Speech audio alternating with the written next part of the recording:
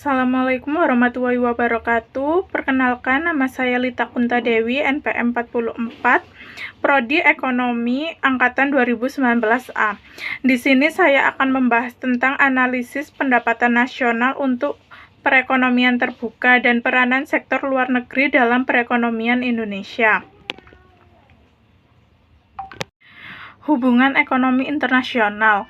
Hubungan ekonomi antara suatu negara dengan negara lain meliputi berbagai macam bentuk, yaitu 1. Pertukaran atau perdagangan barang dan jasa yang dihasilkan. 2. Pertukaran sumber daya ekonomi atau faktor-faktor produksi. Dan yang ketiga, hubungan tentang hutang piutang. Ketiga macam hubungan ekonomi tersebut di atas mempunyai kaitan yang erat satu sama lain. Misalnya hubungan hutang piutang antara negara dengan negara lain mungkin timbul karena adanya perdagangan atas barang dan jasa. Walaupun ketiga macam hubungan tersebut saling berkaitan, namun tetap perlu dibedakan karena kadang-kadang perkembangan ketiga macam hubungan tersebut tidak selalu sejalan. Manfaat hubungan internasional. Hubungan ekonomi yang berlangsung antara negara akan memberi manfaat dan keuntungan bagi masing-masing negara yang melakukan hubungan ekonomi. Beberapa manfaat atau keuntungan yang dapat dinikmati dari adanya hubungan ekonomi internasional antara lain: 1. Melalui hubungan ekonomi dan perdagangan antar negara, negara-negara yang bersangkutan dapat memperoleh barang-barang dan jasa yang tidak dapat dihasilkan dalam negeri. 2. Memungkinkan masing-masing negara melakukan spesialisasi dalam menghasilkan barang atau jasa yang efisiensinya lebih tinggi dari negara lain, atau karena dapat dihasilkan dengan harga yang relatif lebih rendah dari negara lain. Dengan adanya spesialisasi, faktor-faktor produksi dapat dipergunakan lebih efisien, sehingga barang-barang dapat diproduksi dengan lebih murah dan penduduk dapat menikmati lebih banyak barang. 3. Memungkinkan diadakannya perluasan pasar bagi barang-barang yang diproduksi di dalam negeri, tetapi tidak dapat lagi dinaikkan penjualannya. Kebutuhan akan beberapa jenis barang atau hasil industri tertentu yang diproduksi di dalam negeri mungkin sudah terpenuhi, namun kapasitas pengguna mesin-mesin belum mencapai optimal. Dengan melakukan ekspor ke luar negeri, kapasitas produksi dapat ditingkatkan dan alat-alat produksi yang digunakan makin efisien dan ongkos produksi dapat dikurangi. Yang terakhir, melalui hubungan ekonomi internasional memungkinkan suatu negara untuk mempelajari teknik produksi yang lebih baik dan cara-cara memimpin perusahaan yang lebih modern. Hal ini akan memungkinkan negara yang bersangkutan menaikkan tingkat produktivitasnya dan mempercepat peningkatan produksi nasionalnya. Faktor-faktor yang mempengaruhi ekspor dan impor. Besar kecilnya ekspor dan impor ditentukan oleh tempat, yaitu 1. Harga-harga dalam negeri. Makin tinggi harga-harga dalam negeri, produsen dalam negeri akan makin sulit bersaing dengan produsen luar negeri. Dengan makin tingginya harga-harga dalam negeri, ekspor makin berkurang. Kondisi sebaliknya akan berpengaruh pada impor. 2. Jika harga-harga di luar negeri makin tinggi, maka produsen dalam negeri akan mengalami kesulitan dalam persaingan dengan produsen dalam negeri.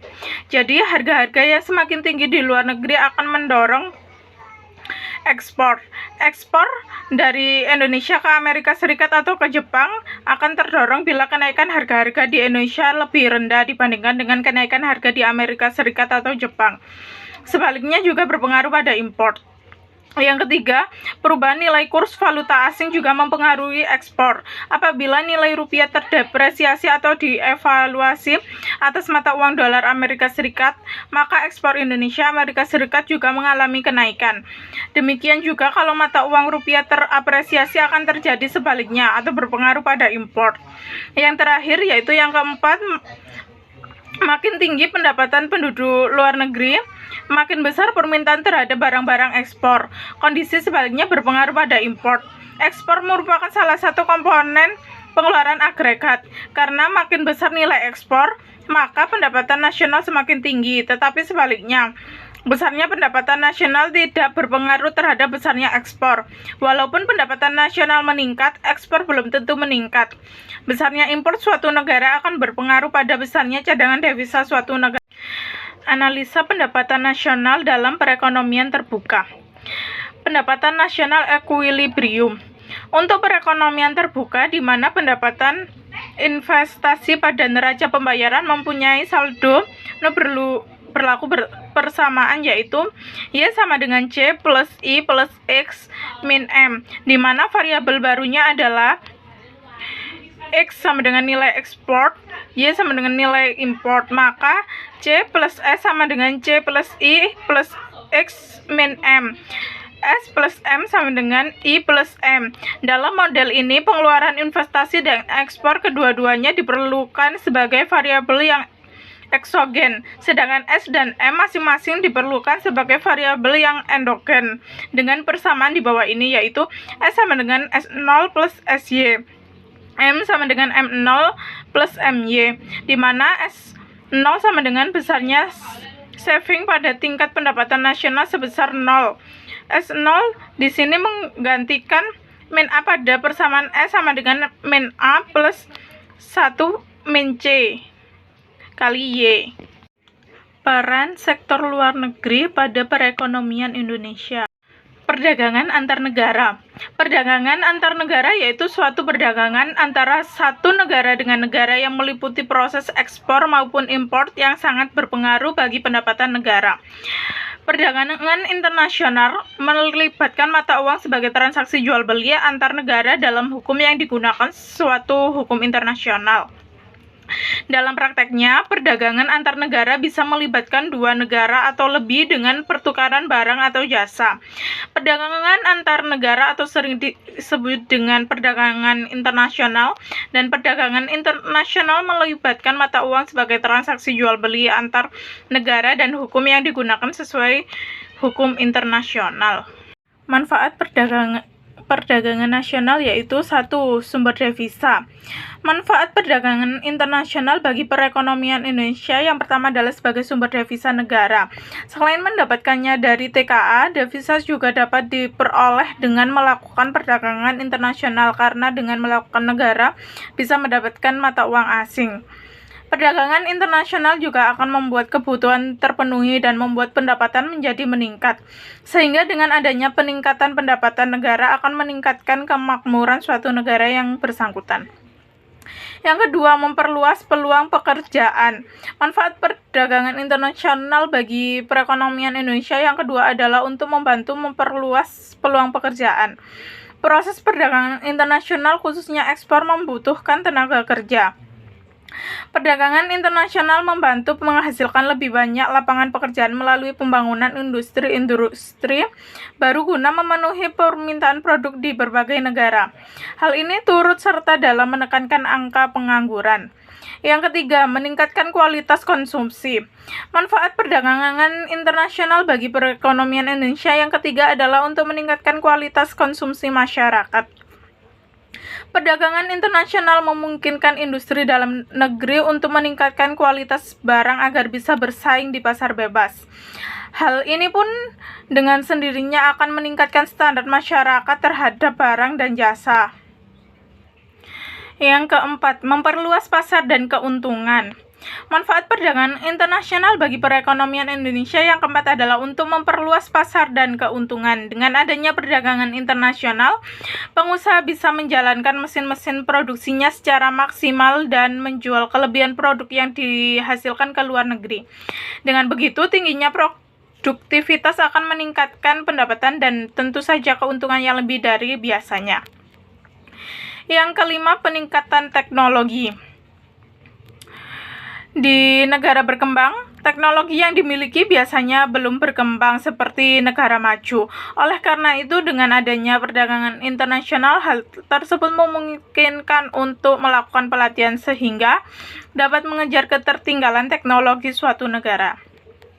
Yang terakhir yaitu hubungan baik antar negara.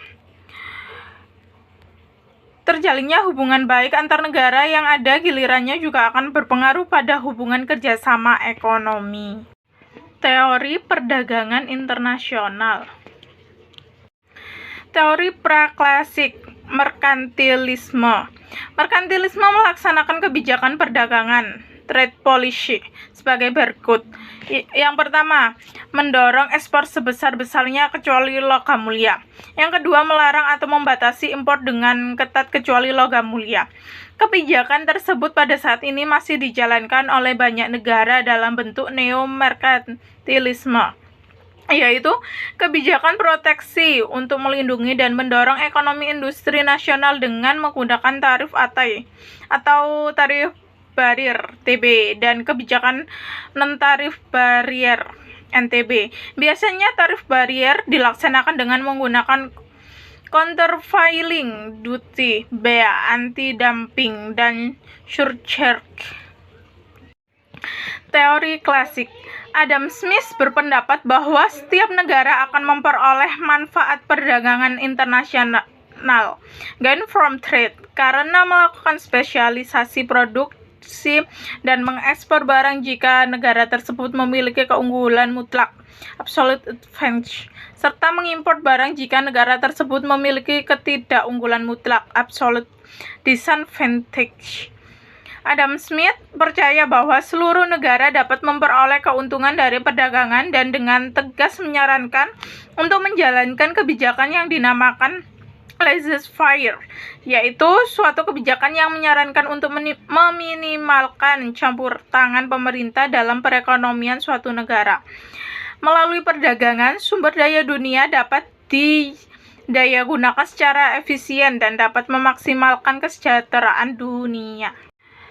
Teori modern. Teori modern ini dikemukakan oleh H.O. atau Hexer-Ohlin.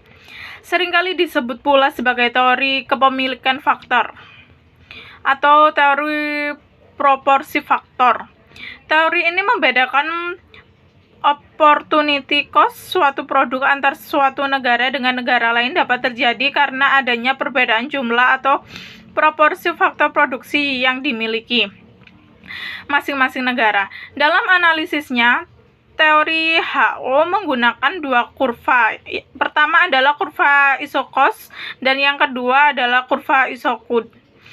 Kurva isokos yaitu kurva yang menggambarkan total biaya produksi yang sama.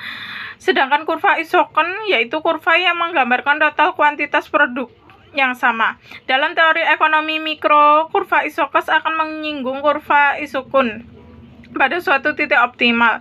Jadi dengan biaya kos tertentu akan diperoleh sejumlah produk yang maksimal, atau dengan kata lain biaya atau kos minimal akan diperoleh sejumlah produk tertentu.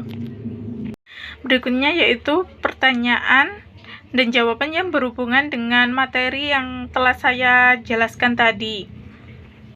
Yang pertama yaitu, apakah kebijakan pengurangan impor merupakan kebijakan perdagangan internasional? Jawabannya adalah yaitu, kebijakan dalam mengurangi impor bukanlah kebijakan perdagangan internasional. Akan tetapi, himbauan yang diberikan pemerintah agar tidak terjadi defisit pada nilai ekspor.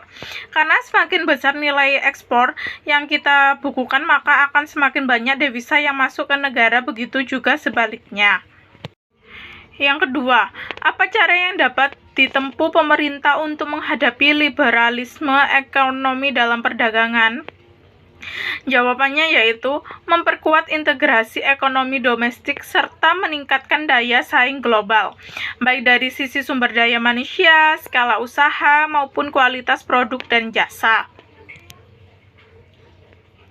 Yang ketiga, mengapa pengiriman tenaga kerja ke luar negeri memberikan pemasukan bagi negara? Jawabannya yaitu, tenaga kerja Indonesia yang bekerja di luar negeri bisa disebut pahlawan devisa karena mereka membawa uang dari negara asing masuk ke Indonesia. Remitansi atau transfer dana dari luar negeri tentu akan memberikan dampak positif bagi perekonomian nasional karena remitansi dapat menyumbang devisa negara. Remitansi dari buruh migran lebih tinggi dari jumlah dana yang dikumpulkan pemerintah lewat program amnesti pajak. Yang terakhir, nomor 4, jelaskan perbedaan perdagangan internasional dengan kerjasama ekonomi internasional. Jawabannya yaitu perbedaan perdagangan internasional dengan kerjasama ekonomi internasional adalah pada perdagangan internasional kita bebas menjual barang dan jasa kepada siapa saja, namun terkadang terhalang oleh beberapa kebijakan dari negara tujuan. Sedangkan Kerjasama internasional merupakan perdagangan yang bisa dilakukan antar anggota atau di luar anggota, namun lebih menguntungkan anggota tersebut. Sekian materi yang telah saya jelaskan. Apabila ada salah kata, mohon maaf. Wassalamualaikum warahmatullahi wabarakatuh.